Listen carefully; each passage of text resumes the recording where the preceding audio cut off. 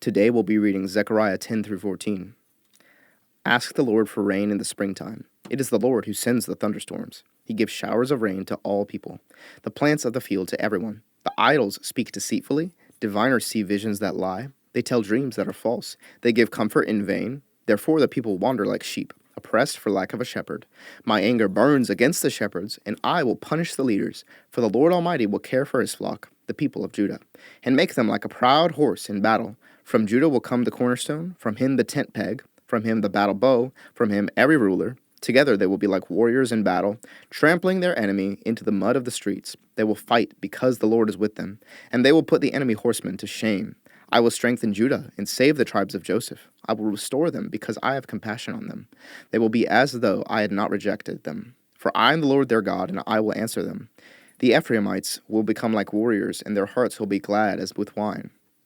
Their children will see it and be joyful. Their hearts will rejoice in the Lord. I will signal for them and gather them in. Surely I will redeem them. They will be as numerous as before, though I scatter them among the peoples. Yet in distant lands they will remember me. They and their children will survive, and they will return. I will bring them back from Egypt and gather them from Assyria. I will bring them to Gilead and Lebanon, and there will not be room enough for them. They will pass through the sea of trouble. The surging sea will be subdued, and all the depths of the Nile will dry up. Assyria's pride will be brought down, and Egypt's scepter will pass away. I will strengthen them in the Lord, and in his name they will live securely, declares the Lord. Open your doors, Lebanon, so that fires may devour your cedars. Wail, you juniper, for the cedar has fallen.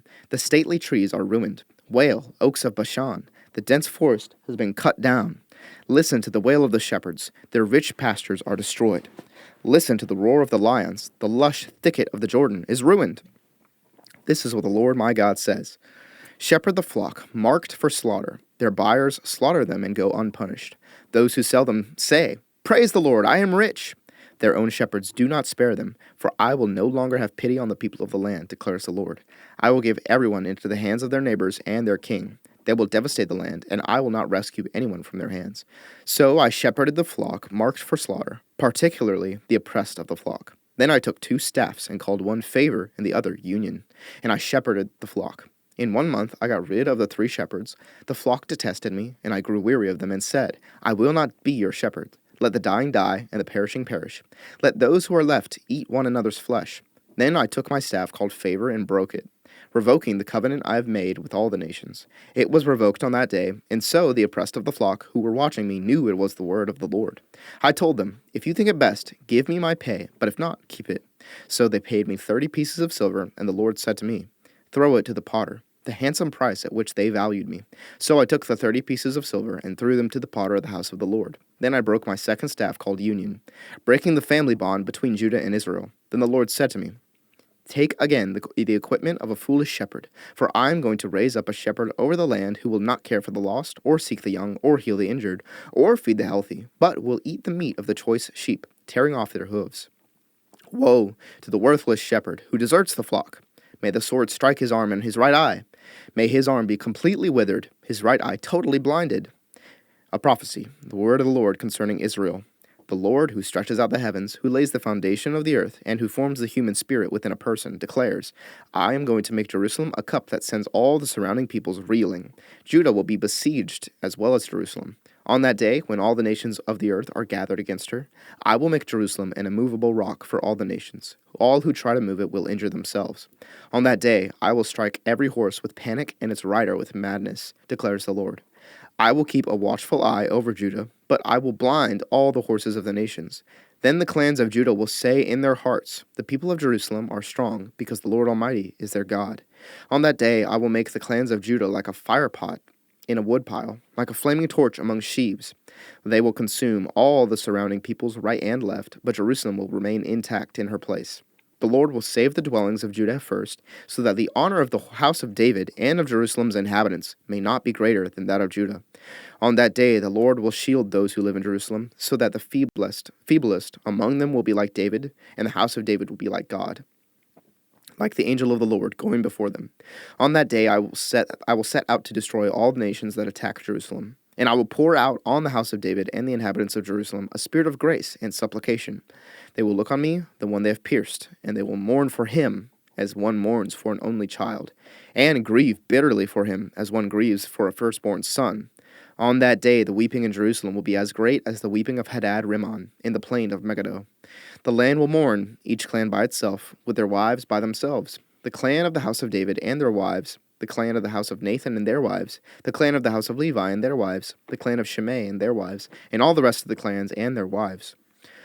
On that day a foundation will be opened to the house of David and the inhabitants of Jerusalem to cleanse them from sin and impurity. On that day I will banish the names of the idols from the land, and they will be remembered no more, declares the Lord Almighty. I will remove both the prophets and the spirit of impurity from the land, and if anyone still prophesies, their father and mother to whom they were born will say to them, You must die, because you have told lies in the Lord's name. Then their own parents will stab the one who prophesies. On that day, every prophet will be ashamed of their prophetic vision. They will not put on a prophet's garment of hair in order to deceive.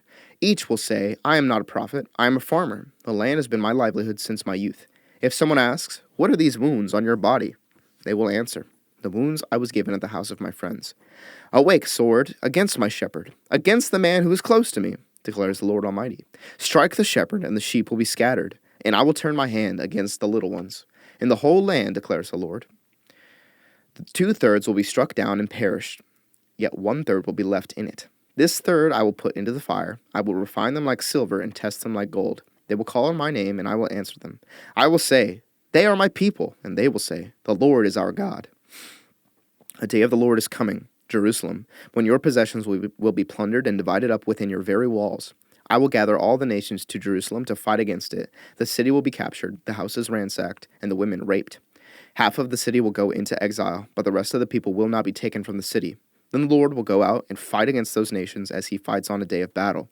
On that day his feet will stand on the Mount of Olives, east of Jerusalem, and the Mount of Olives will be split into from east to west, forming a great valley, with half of the mountain moving north and half moving south.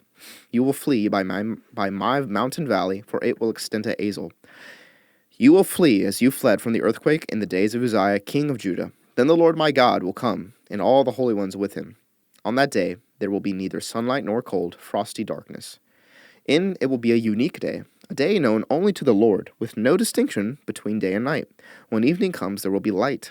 On that day living water will flow out from Jerusalem, half of it east to the Dead Sea, and half of it west to the Mediterranean Sea, in summer and in winter. The Lord will be king over the whole earth. On that day there will be one Lord, and his name the only name. The whole land, from Geba to Rimmon, south of Jerusalem, will become like the Arabah, but Jerusalem will be raised up high from the Benjamin gate to the site of the first gate, to the corner gate, and from the tower of Hananel, to the royal winepresses, and will remain in its place. It will be inhabited, never again will it be destroyed. Jerusalem will be secure. This is the plague with which the Lord will strike all the nations that fought against Jerusalem. Their flesh will rot while they are still standing on their feet. Their eyes will rot in their sockets, and their tongues will rot in their mouths. On that day people will be stricken by the Lord with great panic. They will seize each other by the hand and attack one another.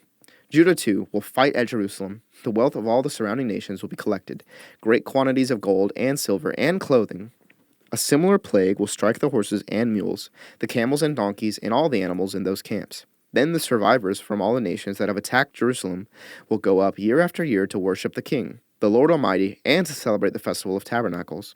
If any of the peoples of the earth do not go up to Jerusalem to worship the King, the Lord Almighty, they will have no rain.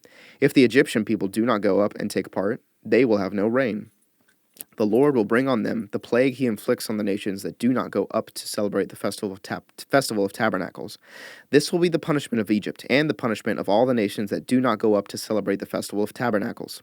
On that day, Holy to the Lord will be inscribed on the bells of the horses, and the cooking pots in the Lord's house will be like the sacred bowls in front of the altar.